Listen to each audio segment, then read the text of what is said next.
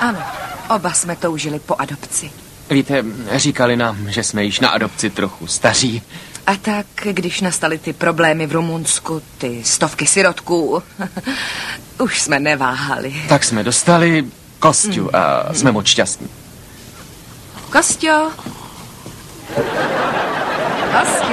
podívej, co maminka má. Bumbáníčko. Ohromně mu chutná.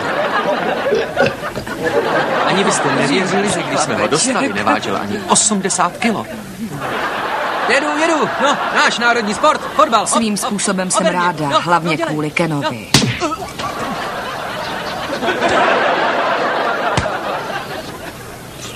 Dnes má Kostya narozeniny. Pořádáme pro něj a jeho malé kamarády oslavu.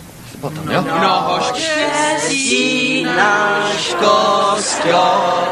Už je tady. Bylo to vážně dojemné. Ten výraz v jeho tvářičce, jak vnímal všechen ten rozruch kolem sebe. Byl to jeho slavný den. No tak, foukej, foukej.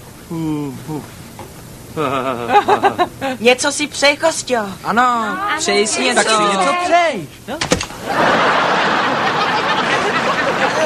A máš. Obvykle mi rád pomáhá na zahrádce. Nevím, kde dneska je. Asi pomáhá mamince.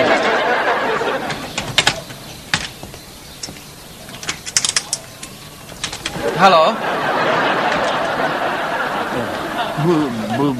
Bubli, matat bubli. Kostyo, dnes už se koupeš po třetí. Má takový vykutálený smysl pro humor.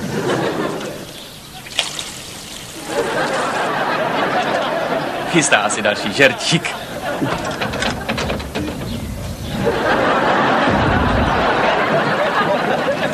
Marjorie říká, že to celkem zvládá.